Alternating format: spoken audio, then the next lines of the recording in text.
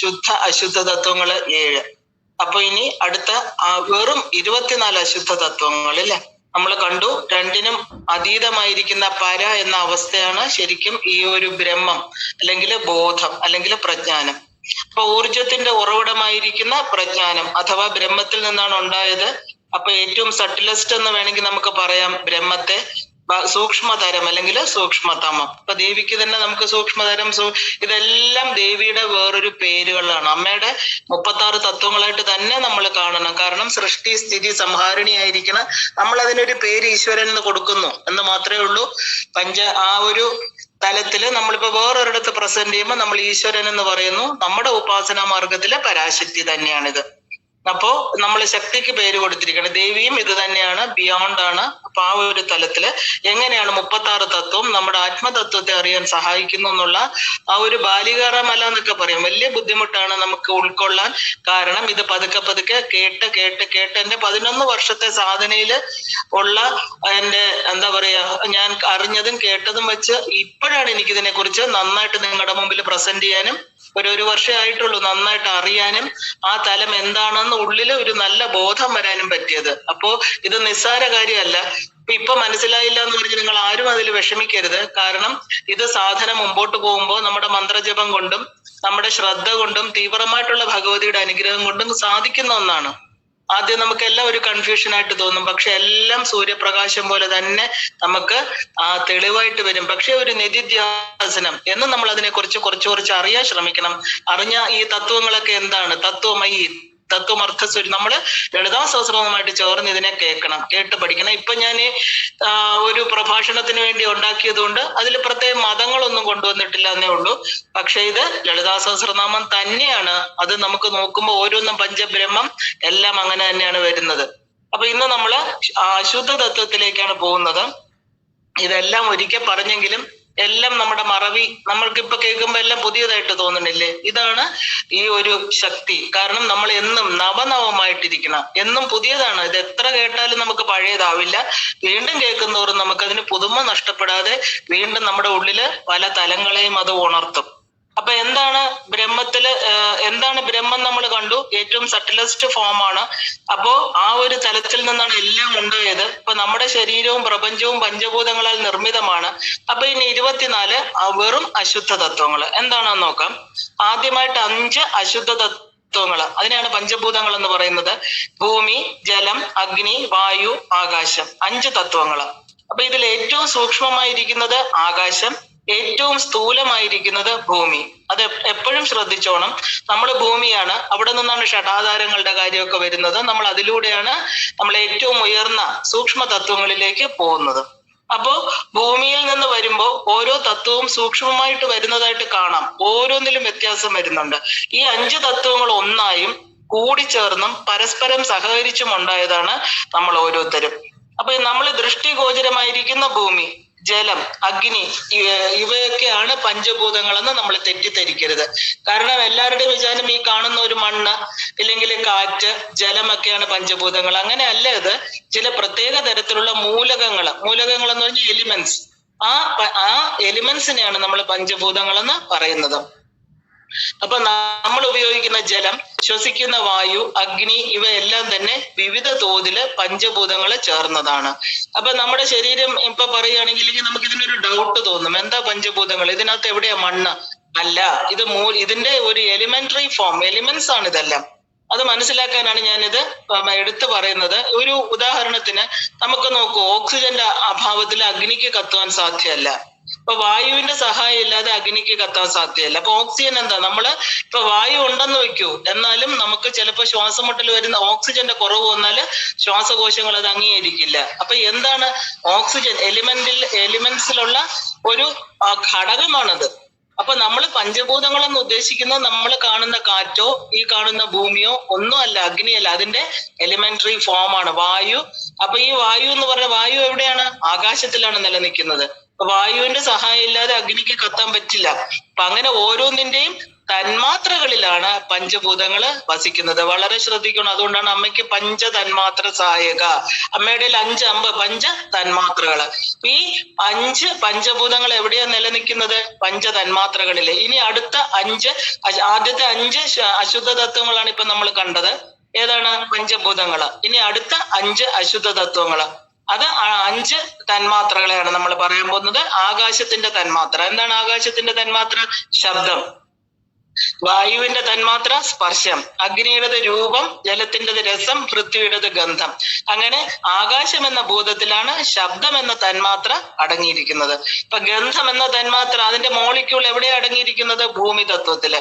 അപ്പൊ ഭൂമി തത്വത്തിലാണ് ഏറ്റവും കൂടുതൽ വൈബ്രേഷൻസ് കുറഞ്ഞത്.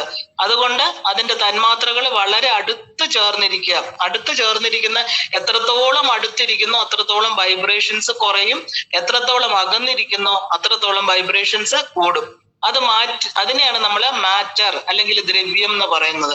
ഇപ്പൊ ആകാശത്തിലെ തന്മാത്രകൾ അകന്നിരിക്കുന്നത് കൊണ്ടാണ് ശബ്ദം ആകാശത്തിൻ്റെതായിട്ട് തീരുന്നത്, നമുക്ക് കേൾക്കാൻ പറ്റുന്നത്. ഈ പഞ്ച തന്മാത്രകളുടെ പഞ്ചഭൂതങ്ങൾ കൊണ്ടാണ് ഈ പ്രപഞ്ചം ഉണ്ടാക്കിയിരിക്കുന്നത്. അതുകൊണ്ട് പുരുഷ പ്രജ്ഞാനമായിട്ട് പരിമിതപ്പെട്ട ശിവബോധം ഈ പ്രപഞ്ചത്തെ അറിയുന്നത് ഈ പഞ്ചഭൂതങ്ങളിലൂടെയാണ്. അപ്പൊ ഇതാണ് ഇതില് പ്രധാനം. ഇത് വളരെ പരിമിതമായിട്ടുള്ള ഒരു സംവേദനക്ഷമതയാണ്, അല്ലെ? ഈ അവബോധത്തിന് ഈ പഞ്ചഭൂതങ്ങളിലൂടെ മാത്രമേ പ്രപഞ്ചത്തെ അറിയാൻ സാധ്യമുള്ളൂ. അപ്പൊ ഈ പഞ്ചഭൂത നിർമ്മിതമായിരിക്കുന്ന പ്രപഞ്ചത്തെ പഞ്ച തന്മാത്രകൾ സ്ഥിതി ചെയ്യുന്ന പഞ്ചഭൂതങ്ങളിലൂടെ നമ്മെ അറിയുന്നത് എന്തിലൂടെയാണ്? 5 ഇന്ദ്രിയങ്ങളിലൂടെയാണ്. അപ്പൊ ഇതിനെയാണ് നമ്മൾ ജ്ഞാനേന്ദ്രിയം. ഇപ്പം നമ്മൾ 5 പഞ്ചഭൂതങ്ങളെ കണ്ടു, 5 തന്മാത്രകളെ കണ്ടു. ഇനി കാണാൻ പോകുന്നത് ഇതിനെ അറിയുന്ന 5 ഇന്ദ്രിയങ്ങള്. അതിനെയാണ് നമ്മൾ ജ്ഞാനേന്ദ്രിയങ്ങൾ എന്ന് പറയുന്നത്. ആകാശത്തിന്റെ ശബ്ദം, ഇത് വളരെ നന്നായിട്ട് എപ്പോഴും നമ്മൾ മനസ്സിലാക്കിയിരിക്കണം. എങ്കിൽ നമുക്ക് വളരെ എളുപ്പമാണ് തത്വം പറയാനായിട്ട്. അപ്പൊ ആദ്യത്തത് ജ്ഞാനേന്ദ്രിയങ്ങൾ എന്താ? ആകാശത്തിന്റെ ശബ്ദം ചെവിയിലൂടെയും. ചെവി എന്ന് പറഞ്ഞാൽ ഈ ബാഹ്യമായിട്ട് കാണുന്ന ചെവി അല്ല.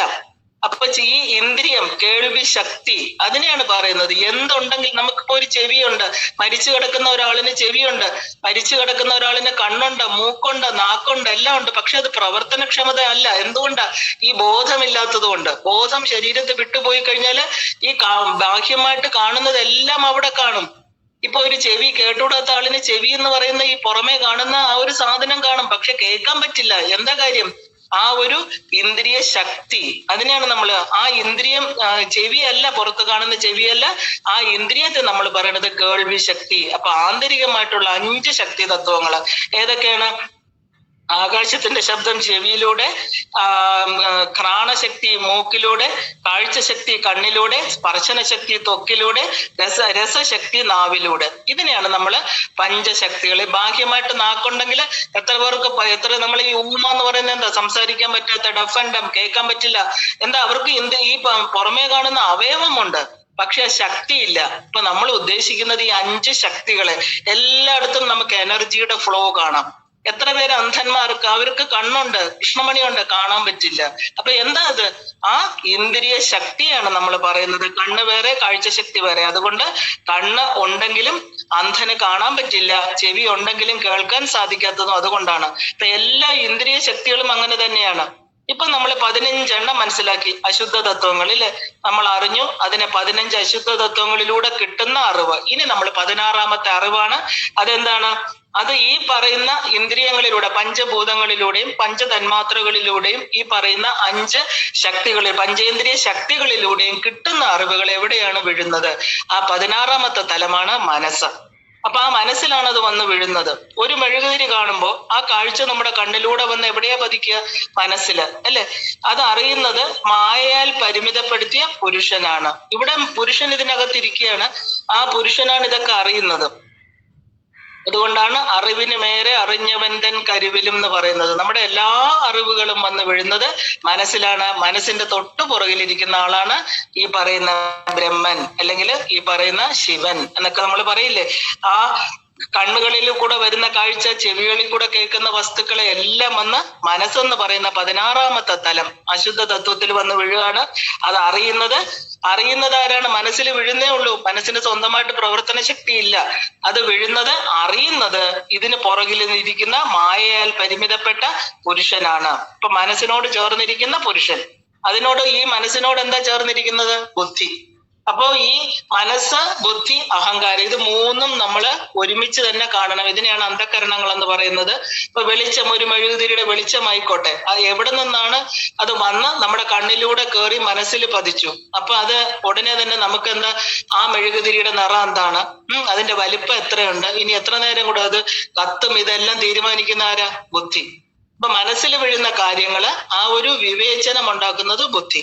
അത് ഉപയോഗിക്കണമോ വേണ്ടയോ തീരുമാനിക്കുന്നത് ആരാണ്? ബുദ്ധി തത്വം. അപ്പൊ ഇതെല്ലാം രണ്ടാമത്തെ അന്ധകരണത്തിന്റെ ജോലിയാണ്. അപ്പൊ 16ാമത്തെ മനസ്സിൽ അത് വീണു, 16ാമത്തെ അശുദ്ധ തത്വമായിരിക്കുന്ന മനസ്സിൽ വീണു. അപ്പൊ മനസ്സിൽ നിന്ന് ബുദ്ധിക്ക് രണ്ടാമത്തെ ജോലി കൊടുത്തു, വിവേചന ശക്തി. എന്താണ്, നമുക്കിത് എടുക്കണോ വേണ്ടയോ, ഇല്ലേ? മൂന്നാമത്തത് അഹങ്കാരം എന്നിരിക്കുന്ന തത്വമാണ്.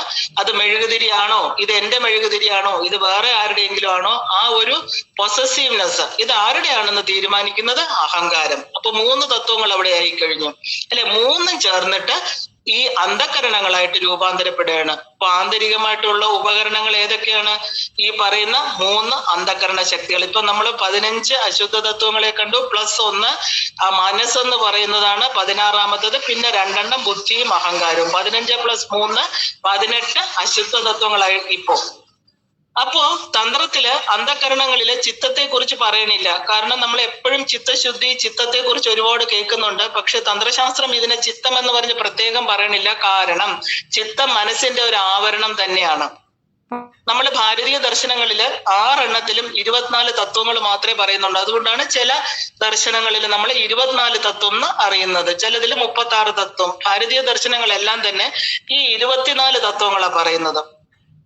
തന്ത്രശാസ്ത്രത്തിലാണ് 7 + 5. ഏതാ 7? ശുദ്ധ അശുദ്ധം 7, 5 ശുദ്ധ തത്വം. ഈ 7 + 5 നമ്മൾ അതിൽ മാത്രം, തന്ത്രശാസ്ത്രത്തിൽ മാത്രം കാണുന്നതാണ്. കാരണം നമുക്ക് ഈ ശബ്ദപ്രപഞ്ചം അല്ലെങ്കിൽ ഈ അർത്ഥപ്രപഞ്ചത്തിൽ നിന്ന് അതിക്രമിക്കേണ്ടിയിരിക്കണം. അതിനുള്ള ടെക്നിക്കാണ് ഈ 5. ഈ 7, 5, 12 എണ്ണം കൂടെ നമ്മൾ അറിഞ്ഞില്ലെങ്കിൽ നമുക്ക് എന്നും ഈ പ്രപഞ്ചത്തിലെ നിവൃത്തികൾ മാത്രമേ പറ്റൂ. നമുക്ക് പ്രപഞ്ചാതീതമായിരിക്കുന്ന ശക്തിയെ അറിയാൻ പറ്റില്ല. അപ്പൊ ഈ 12 തത്വങ്ങള് ഇന്ദ്രിയാതീതമായിരിക്കുന്ന ശക്തിയെ കുറിച്ചാണ് പറഞ്ഞിരിക്കുന്നത്. അപ്പൊ ഈ തത്വങ്ങളെ ഗ്രഹിച്ച ആളിനെയാണ് നമ്മൾ ശാസ്ത്രങ്ങള് തത്വജ്ഞാനി എന്ന് വിളിക്കുന്നത്. ഇപ്പൊ തന്ത്രത്തിലെ വിഷയങ്ങൾ സമഗ്രമായിട്ട് പഠിച്ച ഒരു സമഗ്രമായിട്ട് നമ്മൾ പഠിക്കേണ്ട ഒരു വിജ്ഞാന ശാഖയാണ്. ഭൗതികതയിൽ നിന്ന് ആധ്യാത്മിക തലത്തിലേക്ക് നമ്മൾ എത്തിച്ചേരാനുള്ള ഒരു രാജപാതയാണിത്. ഈ ക്വാണ്ടം ഫിസിക്സ് ആകട്ടെ, ഈ പാർട്ടിക്കിൾ ഫിസിക്സ്, ഇങ്ങനെയൊക്കെ നമ്മൾ ശാസ്ത്രജ്ഞന്മാര് പറയുന്നത് ഒന്നും നമ്മൾ അറിയണ്ട. ഈ ഒരു സാധാരണ നമ്മുടെ ഋഷിമുനിമാര് പറഞ്ഞു തന്ന ഈ 36 തത്വങ്ങളെ പഠിച്ചു കഴിഞ്ഞാല് നമുക്ക് നമ്മുടെ യഥാർത്ഥ ആ ഒരു സ്വത്വത്തിലേക്ക്, നമ്മുടെ ആന്തരികമായിട്ടുള്ള യാത്ര ഈ തത്വങ്ങളെ അറിയാതെ ഒരിക്കലും നടക്കില്ല. അപ്പൊ നമ്മള് ശാസ്ത്രജ്ഞൻ, ആധുനിക മനുഷ്യൻ പെട്ടെന്ന് ഇതൊക്കെ കേട്ടാ പറയും, ഇല്ലേ, ക്വാണ്ടം ഫിസിക്സ് എന്നൊക്കെ കേട്ടാ അവർക്ക് വലിയ സന്തോഷമാണ്. പക്ഷേ നമ്മുടെ ഭാരതീയ പൈതൃകം എന്ന് പറയുന്നത് ഈ തത്വങ്ങൾ തന്നെയാണ്. അവരെയാണ് നമ്മൾ തത്വജ്ഞാനികൾ എന്ന് വിളിച്ചിരുന്നത്. അപ്പൊ ജ്ഞാനേന്ദ്രിയങ്ങള് അന്ധകരണത്തിന് കൊടുത്ത അറിവുകൾ വെച്ച് പ്രപഞ്ചവുമായിട്ട് ഒരു പ്രതിപ്രവർത്തനത്തിന്, പ്രജ്ഞാനബോധത്തിന് എന്ത് വേണം? ഇപ്പൊ ഇതുവരെ നമ്മൾ എത്ര എണ്ണം കണ്ടു? ആ ഒരു കർമ്മേന്ദ്രിയങ്ങൾ വന്നെങ്കിൽ മാത്രമേ നമുക്ക് പ്രതിപ്രവർത്തനം സാധ്യമാവുള്ളൂ. അറിവ് കിട്ടി, ഇനി അടുത്തത് നമുക്ക് ഈ പ്രപഞ്ചവുമായിട്ട് പ്രതികരിക്കണം, അതുമായിട്ട് സംവേദനം നടത്തണം, അല്ലെ? ഇപ്പൊ അശുദ്ധ തത്വങ്ങള് എന്താണ്? ഈ അടുത്ത കർമ്മേന്ദ്രിയങ്ങളാകുന്ന അശുദ്ധ തത്വങ്ങള് സംസാരിക്കാൻ വാക്ക് വേണം, നടക്കാൻ പാദം വേണം, എടുക്കുവാനും കൊടുക്കുവാനും പാണി കൈകൾ വേണം, സന്താന ഉൽപാദനത്തിന് ഉപസ്ഥം വേണം, വിസർജനത്തിന് പായു വേണം. അപ്പൊ എന്താ? 5 കർമ്മേന്ദ്രിയങ്ങളും കൂടെ വന്നു ചേർന്നു. ഇവയാണ് കർമ്മേന്ദ്രിയങ്ങൾ. ഇപ്പൊ 18 + 5 23 അശുദ്ധ തത്വങ്ങൾ ഇപ്പൊ നമ്മൾ മനസ്സിലാക്കി. ഇതിനെയാണ് അശുദ്ധ. ഇനി ഒരേ ഒരു അശുദ്ധ തത്വം മാത്രമേ ഉള്ളൂ. അതാണ് ഏറ്റവും പ്രധാനപ്പെട്ട അശുദ്ധ തത്വം. അതിനെയാണ് നമ്മൾ പ്രകൃതി തത്വം എന്ന് പറയുന്നത്. ഈ പ്രകൃതി തത്വം എന്താണെന്ന് സാങ്കേതിന്റെ അടിസ്ഥാനത്തിൽ പറയുകയാണെങ്കിൽ സത്വ രജസ് തമോ ഗുണങ്ങൾ ഏകീകരിച്ചതാണ് പ്രകൃതി. അപ്പൊ പ്രകൃതി തത്വത്തിന്റെ ഗുണങ്ങളാണ് ത്രിഗുണങ്ങൾ എന്ന് പറയുന്നത്. സത്വം എന്നത് ഏറ്റവും ഉയർന്നത്, രജോ ഗുണം എന്ന് പറയുന്നത് സദാ പ്രവൃത്തി ചെയ്യുന്നത്, തമസ് എന്ന് പറയുന്നത് ഒരു മാന്ദ്യം. അപ്പൊ ഈ 3 ഗുണങ്ങളും പ്രകൃതിയിലെ പല തോതിൽ നിറഞ്ഞു നിൽക്കണം. അപ്പൊ ഈ അനുപാതത്തില് ചിലതിൽ ഏതെങ്കിലും ഒന്ന് മുന്നിട്ട് നിൽക്കുന്നു എന്ന് മാത്രം. അപ്പൊ പുരുഷൻ പ്രകൃതി, അല്ലെ? പുരുഷൻ പ്രകൃതി എന്ന് പറയുമ്പോൾ എക്സാക്റ്റ് സബ്ജക്ട് ആൻഡ് ഓബ്ജക്റ്റ് വരികയാണ് അവിടെ. ആ ഒരു പ്രകൃതിയും പുരുഷനും തമ്മിലുള്ള ബന്ധമാണ് അറിയുന്നവൻ പുരുഷൻ, അറിയപ്പെടുന്നത് പ്രകൃതി. അപ്പൊ ഈ സർവ പ്രപഞ്ചവും നമ്മുടെ മനസ്സും ശരീരവും എല്ലാം എന്താണ്? പ്രകൃതിയാണ്. അപ്പൊ ആ പ്രകൃതി എങ്ങനെ നിർമ്മിച്ചു? വളരെ കറക്റ്റ് ആയിട്ട് ഇപ്പൊ നമുക്ക് മനസ്സിലായി അല്ലേ? ആ രീതിയിലാണ് ഇത് നിർമ്മിച്ചിരിക്കുന്നത്. അപ്പൊ ശരീരം, സ്ഥലം, അതിനകത്തിരിക്കുന്ന പുരുഷ പ്രജ്ഞാനം എല്ലാറ്റിനെയും നോക്കിക്കാണുന്ന ആ ഒരു പുരുഷൻ. അപ്പൊ നമ്മൾ എവിടെയാണ് ഇരിക്കുന്നത്? എന്താണിത്? ഇതെല്ലാം അറിയുന്ന ആളാണ് പുരുഷൻ. ഈ പ്രകൃതി എന്ന് പറയുന്നത് തത്വനിർമ്മിതമായിരിക്കുന്ന മനസ്സും ശരീരവും. അപ്പോ ഇത് മനസ്സിലായി കഴിഞ്ഞാല് നമുക്ക് നല്ലവണ്ണം നമ്മളെ ആ ഒരു സോഴ്സ് ഏതാണ്? പരാശക്തി. എന്തിലേക്കാണ് നമ്മുടെ യാത്ര? ഇപ്പൊ നമ്മൾ ബാഹ്യമായിരിക്കുന്ന സ്ഥൂലത്തെ കണ്ടു ഇല്ലേ? ഇത് സ്ഥൂലമല്ല, സൂക്ഷ്മമല്ല. എന്താണ് ശരിക്കും പറഞ്ഞാൽ? പര എന്നുള്ള അവസ്ഥയിലാണ് ഈ ബ്രഹ്മതത്വം നമ്മുടെ ഉള്ളിൽ ഇരിക്കുന്നത്. അങ്ങനെ എന്താ ഇതിനെ പരിമിതപ്പെടുത്തുന്നത്? 36 തത്വങ്ങള്. അങ്ങനെ ഈ 36 തത്വം ഇപ്പൊ നമ്മൾ അറിഞ്ഞു കഴിഞ്ഞു അല്ലെ? അപ്പൊ നമുക്കൊന്ന് നോക്കാം. ഞാൻ ഇനി അതൊന്നും വിശദീകരിച്ചു പോകുന്നില്ല. നിങ്ങൾ വീണ്ടും അത് ശ്രദ്ധിച്ച് കേട്ട് പഠിക്കുക. കാരണം 5 ശുദ്ധ തത്വങ്ങള്, 7 എന്താ പറയാ ശുദ്ധ അശുദ്ധ തത്വങ്ങള്, 24 അശുദ്ധ തത്വങ്ങള്, ഇതെല്ലാം കൂടെ ചേരുമ്പോ 36 തത്വങ്ങള്. ഇതിനെയാണ് നമ്മള് എന്താ പറയാ ആ ഒരു പ്രകൃതി നിർമ്മാണത്തിന് ആ ഒരു പരമശിവൻ പരാശക്തിക്ക് കൊടുത്ത ഇൻഗ്രീഡിയൻസ്, ബിൽഡിംഗ് ബ്ലോക്സ് 36 തത്വങ്ങള്. നമുക്കിനി ഞാൻ നിങ്ങളുടെ അടുത്ത് ഇന്നലെ പറഞ്ഞു, ഇതുവരെ ഉള്ളതിനെ ഞാനൊരു കഥാരൂപത്തിൽ ഉണ്ടാക്കിയിട്ടുണ്ട്. വളരെ നല്ലതാണ് കേൾക്കാൻ, ഒരിക്കലും മറക്കില്ല. നല്ല രസമാണ് അത് കേൾക്കാൻ. കാരണം നമുക്ക് ഇത്രയും വലിയ വൈജ്ഞാനികരൊന്നും അല്ല, നമ്മുടെ ബുദ്ധിയിലെല്ലാം തങ്ങി നിൽക്കണമെന്നില്ല. പക്ഷെ കഥാരൂപത്തിൽ കേൾക്കുമ്പോൾ എന്താ, കൊച്ചുകുട്ടികൾ പോലും കഥകൾ ഓർമ്മിച്ചിരിക്കും. അപ്പൊ അങ്ങനെ ഒരു കഥ, ഇത് കഥയായിട്ടൊന്നും പറയാൻ പാടില്ല. കാരണം ഇതൊക്കെ എന്താ, സൃഷ്ടി തത്വങ്ങളാണ് അല്ലെ? പക്ഷേ നമുക്കിപ്പൊ പറയുന്നോണ്ട് തെറ്റില്ല. കാരണം നമ്മൾ തന്നെയാണത്. ഇത് വേറെ ആരുമില്ല, നമ്മുടെ കഥ, നമ്മുടെ ഓരോരുത്തരുടെയും, എന്റെയും നിങ്ങളുടെയും കഥയാണ് ഞാൻ പറയാൻ പോകുന്നത്. ആ കഥ നമ്മൾ ഓർത്തിരുന്നാൽ, ഈ ഒരു കഥ പറയും പോലെ നാളെ നമ്മുടെ എന്താ പറയാ ഉപാസകർക്കോ നമ്മുടെ കുട്ടികൾക്കോ ഒക്കെ പറഞ്ഞു കൊടുക്കാം. എനിക്കറിയാം ഞാൻ എവിടെ നിന്ന് വന്നു, ഞാൻ ആരാണ്.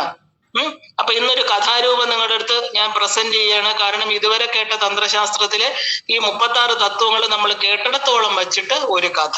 ഈ കഥയ്ക്ക് ശേഷം നമ്മള് 1-2 കാര്യം കൂടെ ഇന്ന് കാണാൻ ശ്രമിക്കാം. കാരണം പുനർജന്മ സിദ്ധാന്തം, നമ്മുടെ എന്താ കർമ്മഫലങ്ങൾ, ഇതൊക്കെ നമ്മൾ അറിയണം. എന്നാലേ പറ്റുള്ളൂ. ഇന്ന് തീരുന്നിടത്തോളം നമുക്ക് പോവാം. എന്തായാലും നമുക്ക് കഥയിലോട്ട് കടക്കാം. പണ്ട് വളരെ പണ്ട്, അതായത് 13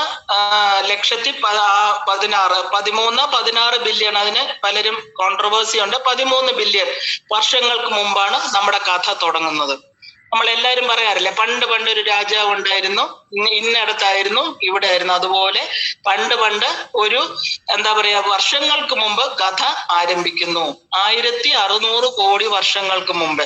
1600 കോടി വർഷങ്ങൾക്ക് മുമ്പേ എന്ന് പറയുമ്പോഴത്തേക്ക് എന്താ പറയാ, അന്ന് പ്രപഞ്ചം എന്ന് പറയുന്നത് ഉരുത്തിരിഞ്ഞ് വന്നിട്ടില്ലാത്ത ഒരു സമയം. അപ്പോ അന്ന് അവിടെ ഭൂമിയോ സൂര്യനോ കാലമോ ഇരുട്ടോ സൗരയൂഥമോ ദേശകാലങ്ങളോ പ്രപഞ്ചമോ വസ്തുക്കളോ ഒന്നും ഉണ്ടായിരുന്നില്ല. ആകെ ഉണ്ടായിരുന്നത് എന്തായിരുന്നു? പരാസംവിത്ത് എന്ന ശരീരമില്ലാത്ത ഒരു ഏക വ്യക്തിത്വം മാത്രമാണ് ഉണ്ടായിരുന്നത്. അപ്പൊ ഈ പരാസംവിത്തിന് ശരീരമോ മനസ്സോ ഒന്നും ഇല്ലായിരുന്നു. അതുകൊണ്ട് ഒരു വ്യക്തി എന്ന് പറയുന്നതിനേക്കാൾ നമ്മൾ എന്താ, ഒരു വ്യക്തിത്വം എന്ന് നമുക്ക് പറയാനാണ് നല്ലത്. കാരണം ശരീര മനസ്സ് ഉണ്ടെങ്കിൽ മാത്രമേ നമുക്ക് വ്യക്തി എന്ന് പറയാൻ പറ്റൂ. ഇതെന്താണ്, ഒരു വ്യക്തിത്വം മാത്രമാണ് ഉണ്ടായിരുന്നത്. ഒരു ശുദ്ധമായിരിക്കുന്ന അവബോധം, ഒരു പ്യുവർ കോൺഷ്യസ്നസ്, ശുദ്ധമായ അവബോധത്തോടു കൂടി നിലനിൽപ്പുള്ള ഒരു വ്യക്തിത്വം. അപ്പൊ സർവ്വതിലും വ്യാപിക്കുവാൻ പറ്റുന്ന ഒരു വ്യക്തിത്വം, ഒരു വ്യതിയാനങ്ങൾക്കും വിധേയമല്ലാത്ത സർവജ്ഞാനശക്തിയുള്ള ശുദ്ധമായ ഒരു അവബോധത്തോടു കൂടിയ വ്യക്തിത്വം, അതായിരുന്നു പരാസംവിത്ത്. അന്ന് ആ രാജാവിന്റെ ഗുണഗണങ്ങളാണ് ഞാൻ ഈ പറയുന്നത്. അപ്പോ ആ പരാസംവിത്ത് അത് പുരുഷനോ സ്ത്രീയോ ആയിരുന്നില്ല. ഈ ബോധത്തിന് എന്തും ക്ഷണമാത്രയിൽ വിചാരിച്ച സൃഷ്ടിക്കാനുള്ള കഴിവുണ്ടായിരുന്നു. കാരണം ഇച്ഛ ജ്ഞാന ക്രിയ എന്ന് പറയുന്ന ഒരു സർവജ്ഞ ശക്തി ഉണ്ടായിരുന്നു. അപ്പോ ഈ പറയുന്ന എന്താ പറയാ, കണ്ണടച്ചിരുന്നാല് നമുക്ക് എന്ത് ഉണ്ടാക്കാൻ കഴിവുള്ള ഒരു പരാസംവിത്ത്. അപ്പൊ നമുക്ക് മനസ്സും ശരീരവും, അപ്പൊ നമ്മൾ കണ്ണടച്ചിരുന്ന മനസ്സും ശരീരവും ഒന്നുമില്ല എന്ന് ചിന്തിക്കുമ്പോ എന്താ, നമുക്ക് ഓർമ്മയോ ചിന്തകളോ ഒന്നുമില്ല. പക്ഷെ നമുക്കൊന്നും സങ്കല്പിക്കാൻ പറ്റില്ല. അതായിരുന്നു പരാസംവിത്ത്. നമുക്കും അതുപോലെയാണ്. കണ്ണടച്ചിരുന്നാല് എന്റെ ഒരു ബോധം മാത്രമുണ്ട്, എന്റെ ശരീരത്തെ ഞാൻ അറിയണില്ല, മനസ്സെന്ന് പറയുന്നതില്ല. പക്ഷെ എനിക്കറിയാം ഞാൻ ജീവിച്ചിരിപ്പുണ്ട്, ബോധമുണ്ടെന്ന്. അപ്പൊ അങ്ങനെയായിരുന്നു ഈ പരാസംവിത്ത്. അല്ലാതെ കൂടുതൽ അതിനെ കുറിച്ച് പറഞ്ഞു തരാൻ പറ്റില്ല. കാരണം ഈ ഒരു പരാസംയത്തിന് എന്താ പറയാ, നാമരൂപങ്ങളോ പേരോ ഒന്നും ഇല്ലാത്തതുകൊണ്ട് വേറെ വിശേഷണങ്ങളൊന്നും ചേരില്ല. അപ്പൊ ഈ പരാസംയത്തിന് വേറൊരു പേരും കൂടെ ഉണ്ടായിരുന്നു. ആ പേരാണ് പരബ്രഹ്മം. അത് മറ്റൊരു എന്താ പറയാ, ഈ ഒരു മറ്റൊരു പേരിലാണ് സാധാരണ ആൾക്കാര് അറിഞ്ഞിരുന്നത്. ഒരിക്കല് പരാസംയത്തിന് തനിക്കൊരു സുഹൃത്ത് വേണം എന്നൊരു ഇച്ഛ തോന്നി. അപ്പൊ ഇച്ഛ, ജ്ഞാന, ക്രിയ എന്ന സർവജ്ഞ ശക്തി ഉള്ളത് കൊണ്ട് എന്ത് വേണമെങ്കിലും നിമിഷാർത്ഥത്തിൽ തന്നെ നമ്മുടെ സാധിക്കാൻ പറ്റും. അപ്പൊ അങ്ങനെ തന്റെ ജ്ഞാനശക്തിയും ക്രിയാശക്തിയും ഒരു കണ്ണാടി എന്ന വണ്ണം പ്രതിഫലിച്ച് തന്നിൽ നിന്ന് വേറൊരു വ്യക്തിത്വമാക്കി മാറ്റിയെടുത്തു. ആര്? ഈ പരാസംവിത്ത്. അദ്ദേഹത്തിന് എപ്പോഴാ ഒരു കൂട്ട് വേണം തോന്നി, ഇല്ലേ? അപ്പൊ അങ്ങനെ വേറൊരു വ്യക്തിത്വത്തെ ഉണ്ടാക്കിയെടുത്തു. അങ്ങനെ വേർതിരിച്ചെടുത്ത മറ്റേ വ്യക്തിത്വത്തിന്റെ പേരാണ് ശക്തി, അല്ലെങ്കിൽ പരാശക്തി, ദേവി എന്നൊക്കെ നമ്മൾ വിളിക്കുന്നത്. അതായത് ഇതുവരെ ഒന്നായിരുന്ന പരാസംയത്തിന്റെ ശുദ്ധമായ അവബോധവും ആ ശക്തിയും രണ്ടായിട്ട് മാറി. അപ്പൊ അവബോധം വേറെ, ശക്തി വേറെ എന്ന നിലയിലായി. അപ്പൊ ഈ അവബോധത്തെ നാം ശിവനെന്നും, ശിവൻ അല്ലെങ്കിൽ ശംഭു എന്നൊക്കെ വിളിച്ചു. അപ്പോ ശിവൻ എന്ന് പറയുന്നത് പ്രകാശ വപുസ്സാണ്. അദ്ദേഹത്തിന്റെ ശരീരം പ്രകാശമാണ്. അപ്പൊ ശിവനും ശക്തിയും ഉണ്ടാകുന്നതോടുകൂടി രണ്ടായി, ഒന്നായിട്ടിരുന്നത് രണ്ടായി. അവിടെ ലിംഗഭേദങ്ങൾ വന്നു.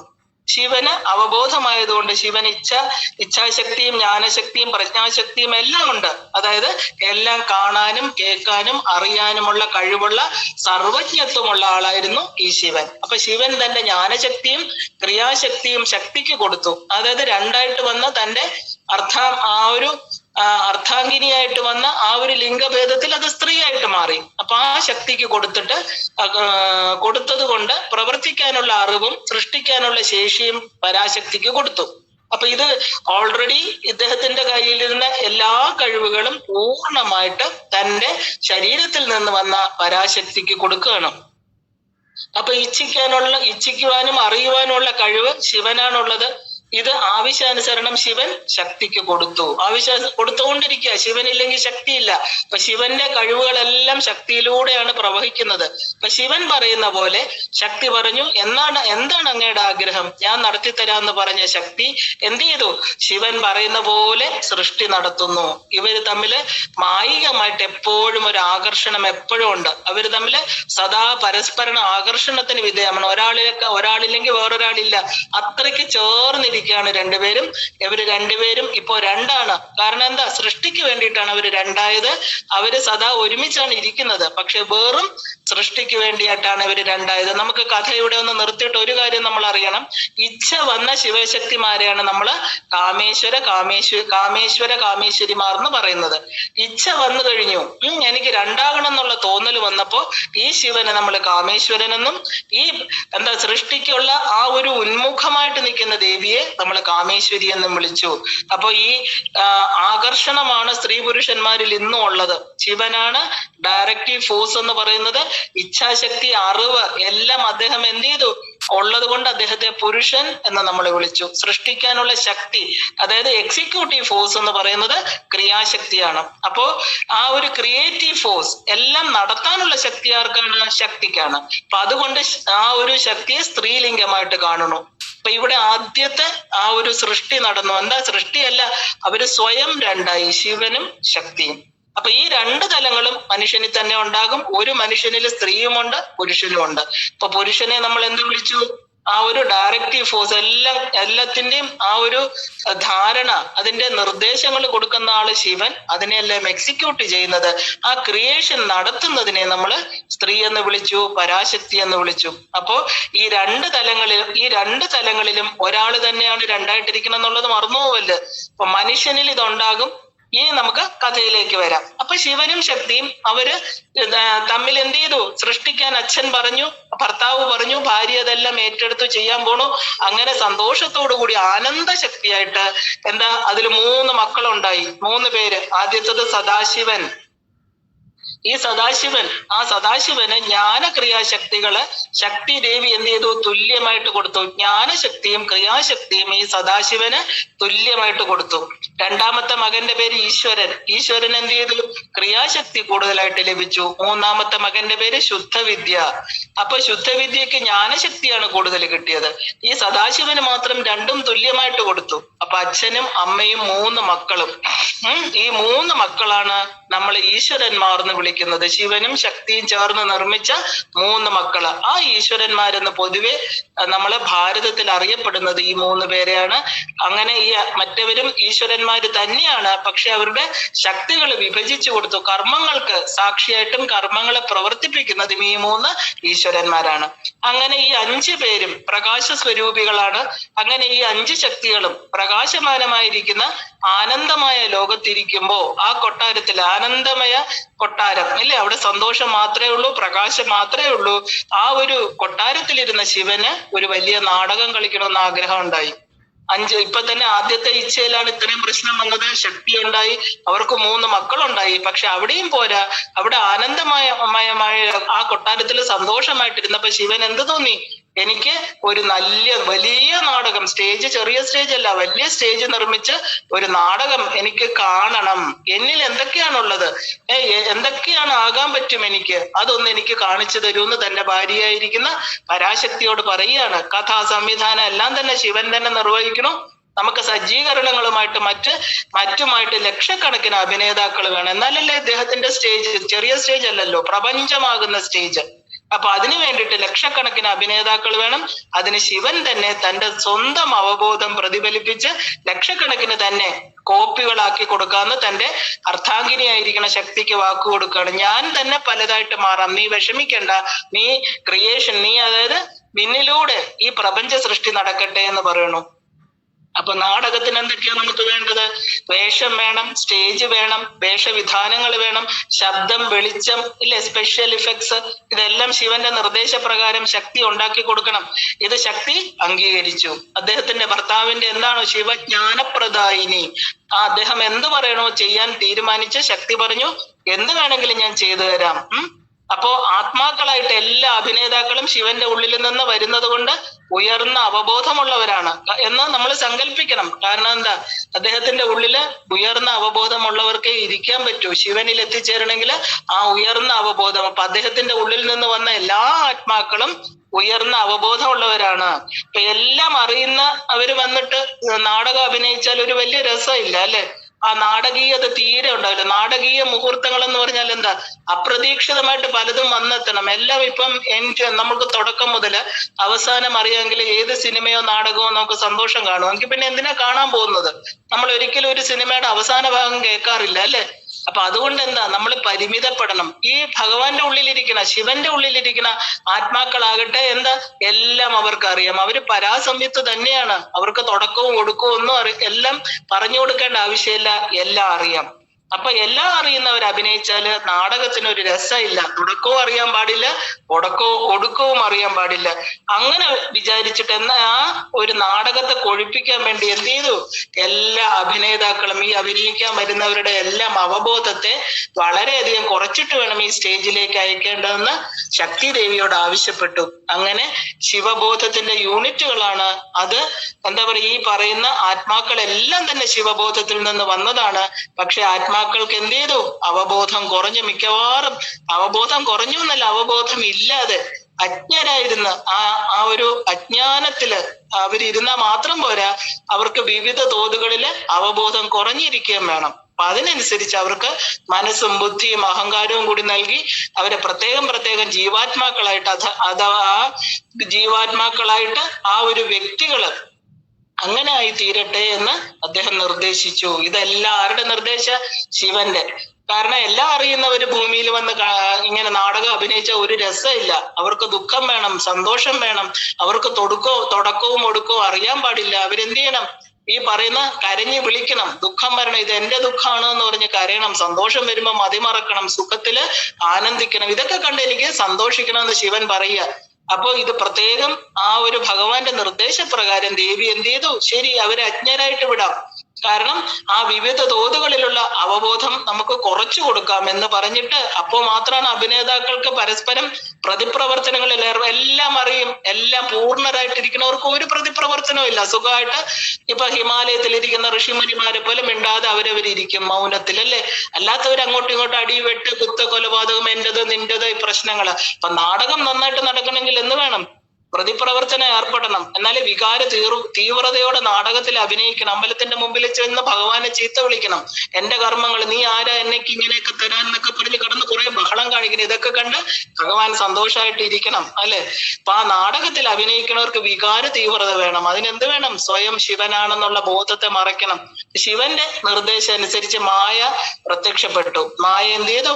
ആദ്യം ചെയ്തത് തന്റെ ശക്തി ഉപയോഗിച്ച് പ്രകൃതി എന്ന ഒരു വലിയ സ്റ്റേജ് ഉണ്ടാക്കണം. സ്റ്റേജിനാണല്ലോ നാടകം അഭിനയിക്കേണ്ടത്, നാടകം അരങ്ങേറേണ്ടത്. അതിന് വിശാലമായിട്ടൊരു സ്റ്റേജ്, അനേക ബ്രഹ്മാണ്ടങ്ങളുടെ ജനനം അവിടെ ഉണ്ടാവുകയാണ്. അനേക കോടി ബ്രഹ്മാണ്ട ജനനി. ആ ഒരു ഭുവനങ്ങള് ഈ പറയുന്ന നാടകത്തിന് തയ്യാറായി, സ്റ്റേജ് തയ്യാറായി. എന്താ? ഈ കാണുന്ന ഭുവനങ്ങളും ബ്രഹ്മാണ്ടങ്ങളുമാകുന്ന പ്രകൃതിയാകുന്ന ഒരു സ്റ്റേജ് മായ അവിടെ ഒരുക്കി.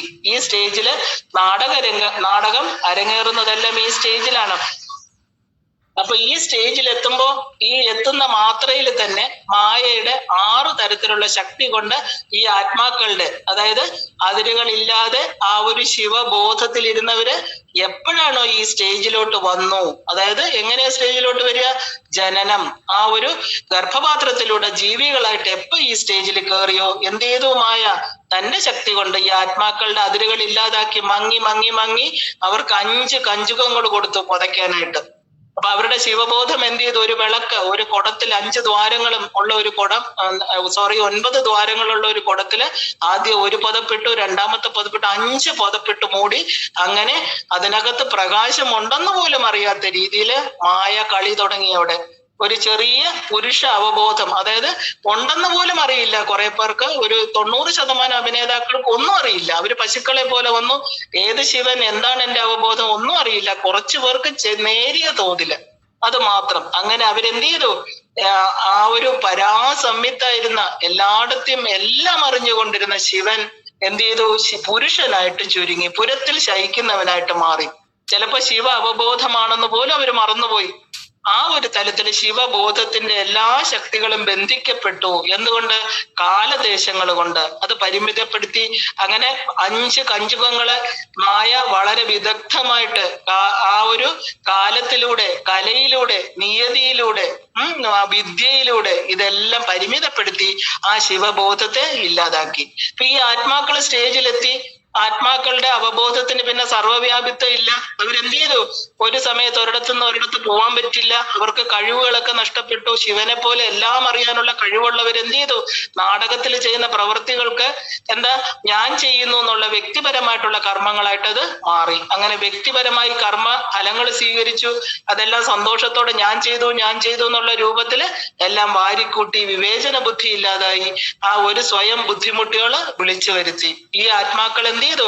ഈ സ്റ്റേജിൽ വന്ന് അഭിനയം തുടങ്ങിയപ്പോ അവര് വന്ന വഴിയും എവിടേക്കാ പോകേണ്ടതെന്നെല്ലാം മറന്ന് എല്ലാം ഞാനാണ്, ഇതൊക്കെ എന്റേതാണ്. ആ ഒരു സ്റ്റേജ്, ഒരു അഭിനേതാവ് ഒരു സ്റ്റേജിൽ വന്നാൽ എപ്പോഴെങ്കിലും സ്റ്റേജ് സ്വന്തമാണെന്ന് പറയാറുണ്ടോ? പക്ഷെ ഈ മനുഷ്യരെന്ത് ചെയ്തു? ഈ ആത്മാക്കൾ, മനുഷ്യരെന്ന് പറയാൻ പറ്റില്ല, ഇനി അടുത്ത സ്റ്റേജിലാണ് മനുഷ്യരാവുന്നത്. അവര് വന്നു, അവര് കണ്ട സ്റ്റേജ് എന്താ? ഇതൊക്കെ എന്റേതാണ്.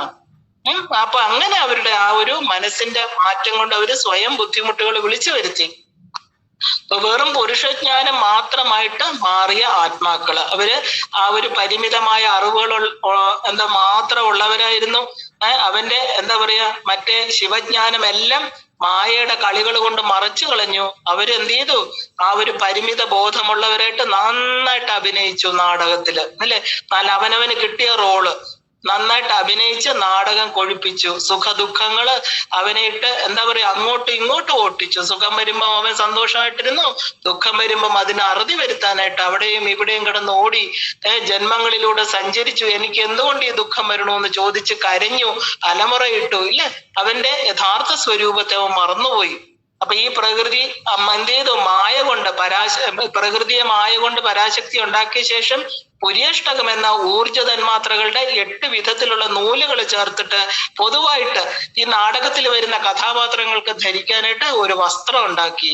വളരെ ശ്രദ്ധിക്കണം. പുര്യഷ്ടക ജീവൻ, ആ ഒരു ഇല്ലാത്ത മായയുടെ ഉല്ലാസം, ആ മായ ഉണ്ടാക്കുന്ന 8 നൂലുകൾ ചേർത്ത വസ്ത്രത്തിനെയാണ് പുര്യഷ്ടകം എന്ന് പറയുന്നത്. നമ്മള് ആ ഒരു മരണത്തിന് ശേഷം പോകുന്നതിനെയാണ് പുര്യഷ്ടക ജീവൻ. ആ പുര്യഷ്ടകം ഉണ്ടാക്കി കൊടുത്തു. ആരുണ്ടാക്കി? പ്രകൃതി ഉണ്ടാക്കി കൊടുത്തു. കാരണം അഭിനയിക്കാൻ വരണവര് നിർബന്ധമായിട്ട് ഇത് ധരിച്ചേ സ്റ്റേജിൽ കയറാൻ പറ്റുള്ളൂ. അപ്പൊ ഈ ഒരു പൊതുവായിട്ടുള്ള അതിലോലമായിരിക്കുന്ന വസ്ത്രം നിർമ്മിച്ചു കൊടുത്തു. ഈ വസ്ത്രത്തിനെയാണ് ആത്മാക്കള് നാടകാഭിനയ സമയത്ത് ധരിക്കേണ്ടത്. എപ്പോ ഗർഭപാത്രത്തിൽ നിന്ന് പുറത്തു വരുന്നോ അപ്പോഴും വസ്ത്രം കൊടുത്തു. ഇത് ധരിച്ചോളൂ, നാടകം തുടങ്ങി കഴിഞ്ഞു എന്ന് പറഞ്ഞ് ആ വസ്ത്രത്തെ കൊടുക്കുകയാണ്. അപ്പൊ എല്ലാവരും ഈ അഭിനയ സമയത്ത് ഈ വസ്ത്രം ധരിച്ചേ പറ്റുള്ളൂ. അപ്പൊ വലുതും ചെറുതുമായിരിക്കുന്ന എല്ലാ അളവിലും പുര്യഷ്ടകങ്ങളും ഉണ്ട്. വലിയ എന്താ പറയാ പുതപ്പുണ്ട്, ചെറിയ പുതപ്പുണ്ട്. എല്ലാവർക്കും അവനവന്റെ കർമ്മങ്ങൾക്കനുസരിച്ച് നാടകത്തിന്റെ റോൾ അനുസരിച്ച് അവർക്ക് ഈ ഒരു പുതപ്പുകൾ കൊടുത്തു. പ്രകൃതി എന്നുള്ള സ്റ്റേജിൽ വന്ന ഉടനെ ആത്മാവ് ഈ വസ്ത്രം എന്താ പറയാ വാങ്ങിക്കുകയല്ല, ഈ വസ്ത്രം ലഭിക്കുകയാണ് ചെയ്യേണ്ടത്. കാരണം അത് കമ്പൽസറി ആണ്, അത് ഇടാതെ ഇങ്ങോട്ട് വരാൻ പറ്റില്ല. ആ പ്രകൃതിയിൽ വന്ന ഉടനെ ആത്മാവ് എന്ത് ചെയ്തു? ഇതെടുത്ത് അണിയും. അപ്പോഴേക്കും എന്താ? അവൻ ജീവാത്മാക്കളായിട്ട് മാറും. അതുവരെ എന്തായിരുന്നു? ഈശ്വരന്റെ തലത്തിലിരുന്ന ആ ഓരോ ജീവനും എപ്പോഴാണ് ഈ പുര്യഷ്ടകം എന്ന് പറയുന്ന പുതപ്പ് ധരിക്കുന്നത്, അപ്പൊ അവരെല്ലാം എന്തായിട്ട് മാറി? ജീവാത്മാക്കളായിട്ട് മാറി. അപ്പൊ ആ ജീവാത്മാക്കള് അവരുടെ പുര്യഷ്ടകത്തിനനുസരിച്ച് മനസ്സും ബുദ്ധിയും അഹങ്കാരവും ഒക്കെയുള്ള ചരാചരങ്ങളായിട്ട് മാറുകയാണ് ഈ സ്റ്റേജില്. അങ്ങനെ അങ്ങോട്ടും ഇങ്ങോട്ടുമുള്ള പ്രതിപ്രവർത്തനങ്ങള്, അങ്ങോട്ടും ഇങ്ങോട്ടുള്ള എന്താ പറയാ രാഗദ്വേഷങ്ങള്, സുഖദുഃഖങ്ങളൊക്കെ ആയിട്ട് നാടകം ആരംഭിച്ചു. ഇല്ലേ? കർട്ടൻ ഉയർന്നു. എപ്പോഴാണോ ശരീരം കിട്ടി ഭൂമിയിൽ വന്നപ്പോ എന്തായി? കർട്ടൻ മാറി. നാടക ആരംഭത്തിൽ ഓരോ നടന്മാര് സ്റ്റേജിലോട്ട് വരികയാണ്. അല്ലെ? സ്ത്രീയായിട്ടും പുരുഷനായിട്ടും പ്രകൃതിയിലുള്ള പല വിവിധ ജീവജാലങ്ങളുമായിട്ടുള്ള എല്ലാവരും സ്റ്റേജിൽ അണിനിരന്നു. അവിടെ എന്തൊക്കെയാണ് നമുക്ക് കാണേണ്ടത്? രാഗദ്വേഷങ്ങൾ കാണണം, സുഖദുഃഖങ്ങൾ കാണണം. നാടകം ഗംഭീരമായിട്ട് നടക്കുകയാണ്. അവബോധവും ജ്ഞാനവും കുറഞ്ഞിരിക്കുന്നതുകൊണ്ട് വികാരം അവിടെ കൂടും. കാരണം എല്ലാം വികാരത്തിനാണ്. അവിടെ സംഘർഷഭരിതമാകാറുണ്ട്. ഇല്ലേ? പരസ്പരം വെട്ടിമരിക്കാറുണ്ട്. സ്വന്തം സഹോദരനാണെന്നോ നമ്മുടെ കുടുംബത്തിലുള്ളവരാണെന്നോ എന്റെ സഹോദരനാണെന്നോ ഒന്നും അറിയില്ല. കാരണം എന്താ? അവന്റെ അവബോധം ഈ പറയുന്ന മായയുടെ പുര്യഷ്ടകമാകുന്ന പുതപ്പ് കൊണ്ട് പുതച്ചിരിക്കുന്നത് കൊണ്ട്. അപ്പൊ പ്രകൃതി എന്ത് ചെയ്തു? ആ ഒരു സ്പെഷ്യൽ ഇഫക്ട്സും കൂടെ കൊടുക്കും. കാരണം സ്റ്റേജ് അവിടെയുള്ള അഭിനേതാക്കൾ എന്തെങ്കിലും ഒരു ഗുണത്തിന് വശംവദരായിക്കൊണ്ടേയിരിക്കും. സ്പെഷ്യൽ ഇഫക്ട്സ് എന്ന് പറയുന്നതാണ് 3 ഗുണങ്ങള്. നമ്മള് നാടകത്തില് ഡാൻസ് ഒക്കെ നടക്കുമ്പോ 7 കളർ അല്ലെ ഇങ്ങനെ കറങ്ങുന്ന ഒരു ഡിസ്ക് കറങ്ങും, നല്ല ഇഫക്റ്റ് കൊടുക്കും. അതുപോലെ ഈ 3 ഗുണങ്ങൾ പ്രകൃതി ഗിഫ്റ്റ് ആയിട്ട്, ഇത് പോരാത്തോണ്ട് ഈ പുതപ്പ് പോരാത്തോണ്ട് 3 ഗുണങ്ങളും കൂടെ തന്നു. അതാണ് സ്പെഷ്യൽ ഇഫക്ട്സ്. അവിടെയാണ് ഏറ്റവും വലിയ പ്രശ്നം. ഓരോ ഗുണത്തിന് ഇങ്ങനെ ഒരു ദിവസം തന്നെ ഒരു ജീവാത്മാവിനെ 3 ഗുണങ്ങളും ആക്രമിച്ചുകൊണ്ടേയിരിക്കും. സത്വ രജസ് തമോ ഗുണങ്ങള്. ഇപ്പൊ പ്രകൃതി തമോ ഗുണികളായിട്ട് തീരുന്നവരെന്ത് ചെയ്യും? തന്റെ ആത്മാവിനെ അറിയില്ല. രജോ ഗുണികൾ എന്തൊക്കെയോ പ്രവർത്തനങ്ങൾ ചെയ്തുകൊണ്ടിരിക്കും. സത്വഗുണികൾക്ക് പോലും നമ്മുടെ ആത്മാവിനെ അറിയാൻ പറ്റാതെ അവരതിനെ ഉഴന്നു നടക്കും. അപ്പൊ അങ്ങനെ എന്താ പറയാ ഈ ഒരു ജീവജാലങ്ങള് പല രീതിയില് ഈ ഭൂമി എന്ന് പറയുന്ന സ്റ്റേജിലേക്ക് മാറി മാറി വന്നുകൊണ്ടേയിരിക്കും. അങ്ങനെ ഈ പറയുന്ന ശക്തി, അതായത് മായാശക്തിയും 3 ഗുണങ്ങളും അവർ അണിഞ്ഞിരിക്കുന്ന പുര്യഷ്ടകവും ചേർന്ന് ശിവ അവബോധമാണ് ഈ ആത്മാക്കളെന്ന് മനസ്സിലാകാതെ അവരെന്തായിട്ട് തീരും? വെറും പുരുഷന്മാരായിട്ട് സ്ഥലകാല ദേഹബന്ധങ്ങളാൽ പരിമിതപ്പെട്ട് നാടകം നന്നായിട്ട് നടത്തിക്കൊണ്ടു പോകും. അപ്പൊ ഇങ്ങനെ പൂർണ്ണമായിരിക്കുന്ന അജ്ഞാനത്തിൽ ജീവിക്കുമ്പോഴും അവരുടെ ആനന്ദമായ കുടുംബത്തെക്കുറിച്ചും അവിടേക്ക് തിരിച്ചു പോകേണ്ടതിന്റെ ആവശ്യകതയെക്കുറിച്ചും പരാശക്തി ഇടയ്ക്കിടയ്ക്ക് കാണിച്ചുകൊണ്ടേയിരിക്കും. എങ്ങനെയാണ് കാണിക്കുന്നത്? നമ്മളറിയില്ലേ? നമുക്ക് ഈ ഒരു സ്റ്റേജിന്റെ കാര്യം തന്നെ എടുക്കാം. അവിടെ നാടകം നടക്കുമ്പോൾ നമ്മുടെ ഇഷ്ടജനവിയോഗം നമുക്ക് നഷ്ടപ്പെടുന്നു. പലതും നമ്മുടെ ജീവിതത്തില് നമുക്ക് കാലം കൊണ്ടുതരുന്നു. എന്താ? ദുഃഖങ്ങള്. എന്താ ആ ദുഃഖങ്ങൾ ഏതൊക്കെയാണ്? നമ്മുടെ ആ വാർദ്ധക്യം എന്ന് പറയുന്നത്, രോഗങ്ങള്, ഇതെല്ലാം പരാശക്തി നമുക്ക് തരുന്ന എന്താ പറയുക ഒരു സിഗ്നൽസ് ആണ്. അപ്പോഴും നമ്മള് അയ്യോ ഇതെന്താ എനിക്ക് ഇങ്ങനെ സംഭവിച്ചത്, എനിക്ക് തിരിച്ചു പോണം, ഞാൻ ഇവിടെ അല്ല, എനിക്ക് ഈശ്വരാന്ന് കിടന്ന് വിളിക്കും. ഇല്ലേ? ഇതൊരു അഭിനയമാണ് ഇവിടുത്തെ നമ്മുടെ നാടകത്തിന്റെ സ്റ്റേജില്.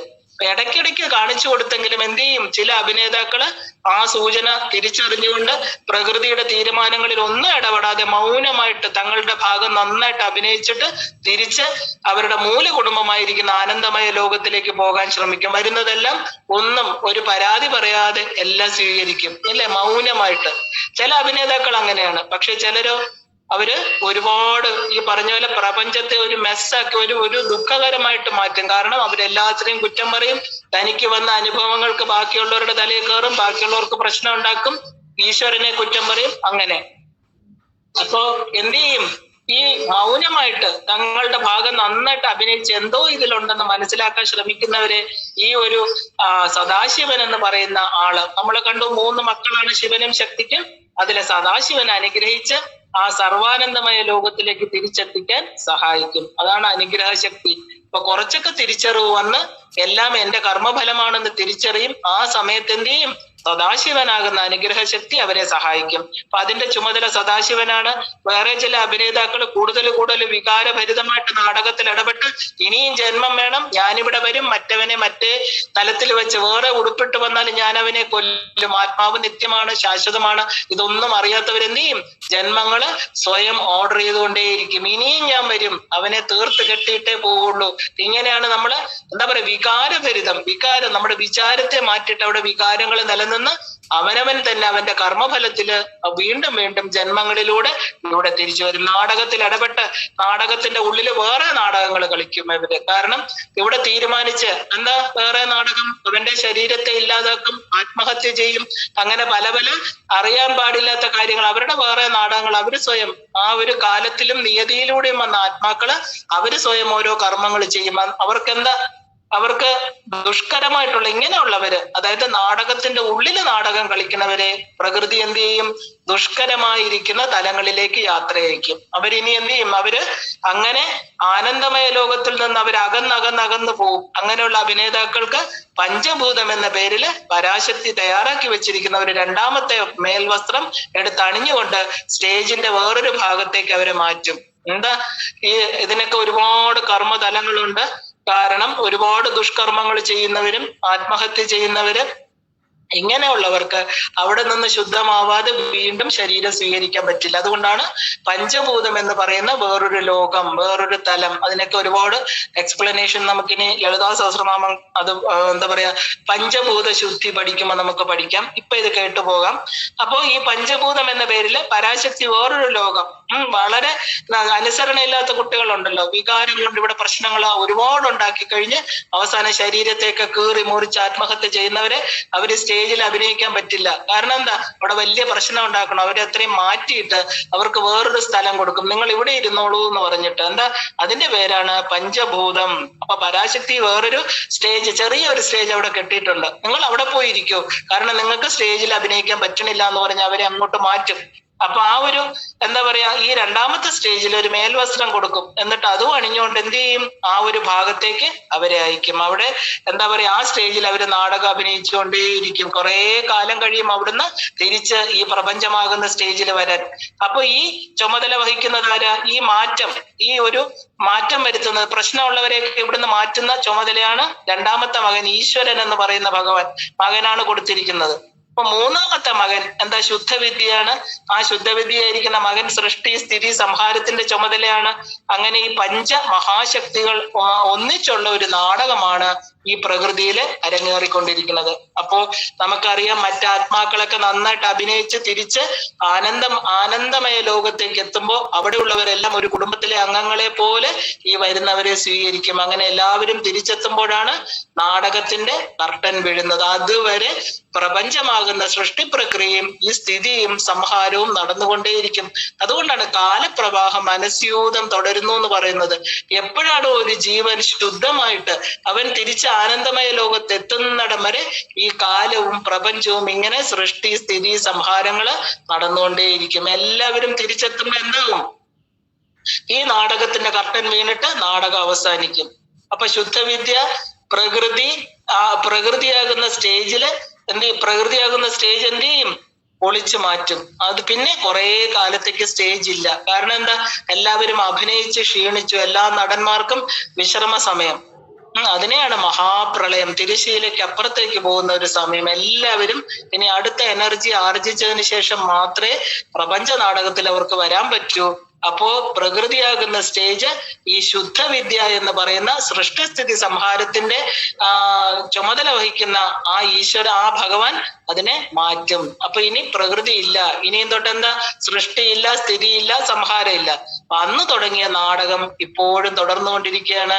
നമ്മൾ എല്ലാവരും നമ്മുടെ യഥാർത്ഥ വീടായ ആനന്ദമയ ലോകത്തെ മറന്നിട്ട് വളരെ വളരെ കാലമായിരിക്കണു. അങ്ങനെ ഒന്നും ഉണ്ടോ എന്ന് തന്നെ അറിയാത്ത ഭൂരിപക്ഷം പേരുമാണ് ഇന്ന് ഈ പ്രപഞ്ചത്തിലെ നാടകം അഭിനയിച്ചുകൊണ്ടിരിക്കുന്നത്. നാടകം നന്നായിട്ട് അഭിനയിച്ച് പുരിയഷ്ടക, അതായത് പുരിയഷ്ടക പഞ്ചഭൂത കുപ്പായവും അഴിച്ചു വെച്ച് തിരിച്ച് നമ്മുടെ ആനന്ദമയ വീട്ടിലേക്ക് തിരിച്ചെത്താനുള്ള ഇച്ഛാജ്ഞാന ക്രിയാശക്തികള് എന്ത് ചെയ്യണം? നമ്മൾ സമ്പാദിക്കണം.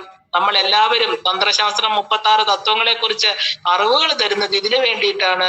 ഇതിന് തന്ത്രം നമ്മളെ തീർച്ചയായിട്ടും സഹായിക്കും. തന്ത്രത്തിന്റെ ഭൂമിക എന്ന് പറയുന്നത് വളരെ വലുതാണ്. നമ്മുടെ പ്രാചീന ഭാരതം സനാതന ധർമ്മം ലോകരക്ഷയ്ക്ക് അല്ലെങ്കിൽ ലോക നന്മയ്ക്കായിട്ട് വളരെ വലിയ സംഭാവനയാണ് നൽകിയിരിക്കുന്നത്. ഭാരതത്തിന്റെ ഷഡ് ദർശനങ്ങളെല്ലാം തന്നെ, അത് സാഖ്യം, വൈശേഷികം, ന്യായം, യോഗ, മീമാംസ, അദ്വൈതം, ഇത് തുടങ്ങിയിട്ടുള്ള 6 ഫിലോസഫികളാണ് ഇവ. ഈ ആദ്യം മുതൽ അവസാനം വരെ ഈ 6 ശാസ്ത്രങ്ങളും ഈ 6 ഫിലോസഫികളും തന്ത്രശാസ്ത്രവുമായിട്ട് ബന്ധപ്പെട്ടാണ് നിൽക്കുന്നത്. അപ്പൊ ഈ ഷഡ് ദർശനങ്ങളെല്ലാം തന്നെ നമുക്ക് പ്രായോഗികമായിട്ട് പറഞ്ഞു തരുന്നത് എന്താണ്? മനുഷ്യന്റെ ദുഃഖങ്ങള് അല്ലെങ്കിൽ അവന്റെ ക്ലേശങ്ങള്, പരിമിതികള്, ഇവയിൽ നിന്ന് എങ്ങനെ രക്ഷ നേടാം, ഇത് തന്നെയാണ് അവര് പറഞ്ഞു തന്നത്. അങ്ങനെ പൂർവമായിട്ട്, അങ്ങനെ ആ ഒരു യുക്തിപൂർവമായിരിക്കുന്ന അന്വേഷണങ്ങൾ നടത്തണം. നമ്മള് ആ ഒരു എന്താ പറയാ, നമ്മൾ ആരാണ് എന്നുള്ളത് നമ്മൾ പഠിക്കണം. എങ്ങനെയാണ് ഈ സിദ്ധാന്തങ്ങൾ ന്യായീകരിച്ച് നമുക്ക് നമ്മുടെ ശരീരവുമായിട്ട് ബന്ധപ്പെടുത്താൻ പറ്റുന്നത്? ഇതെല്ലാം തന്നെ രേഖപ്പെടുത്തിയിരിക്കുന്ന ഒരു ശാസ്ത്രമാണ് തന്ത്രശാസ്ത്രം. 16 കാര്യങ്ങൾ ഇതിനകത്ത് പറഞ്ഞിട്ടുണ്ട്. അതിന്റെ അടിസ്ഥാനപ്പെടുത്തിയത് ഭാരതത്തിന്റെ എല്ലാ ദർശനവും ക്രമീകരിച്ചിരിക്കുന്നത് ഈ ഷഡ് ദർശന തത്വങ്ങളാണ്. ഇതിന്റെ എല്ലാം ഒരു കോമ്പിനേഷൻ, ഇതിൽ നിന്ന് എല്ലാം മൂല്യങ്ങൾ എടുത്തിട്ടാണ് ഈ തന്ത്രശാസ്ത്രം ഡെവലപ്പ് ചെയ്തിരിക്കുന്നത്. ഇത് വെറുതെ ഒരു ശാസ്ത്രമല്ല. അനേക വർഷങ്ങളില് കണ്ടും കേട്ടും പഠിച്ചും പ്രായോഗികമായിട്ട് അനുഭവിച്ചതിന് ശേഷം ഋഷിമുനിമാര് എഴുതി വച്ചിരിക്കുന്നതാണിത്.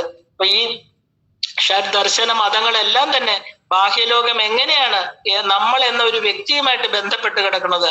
നമ്മുടെ ബാഹ്യലോകം, ആന്തരിക ലോകം എന്ന് പറഞ്ഞ് 2 ലോകങ്ങളുണ്ടെന്നും അത് പരമമായ സത്യം എന്താണെന്ന് അറിഞ്ഞ് അതിനനുസരിച്ച് ജീവിച്ച് നമ്മുടെ ക്ലേശങ്ങളെ അല്ലെങ്കിൽ ദുരിതങ്ങളെ പരിഹാരമുണ്ടാക്കി എന്താ പറയാ പരിഹാരങ്ങൾ ഉണ്ടാക്കാൻ ഇതിലെ നിർദ്ദേശങ്ങൾ അനുസരിച്ചാൽ മതിയെന്ന് ഈ 6 ശാസ്ത്രങ്ങളും തന്ത്രത്തിലൂടെ നമുക്ക് പറഞ്ഞു തരണു.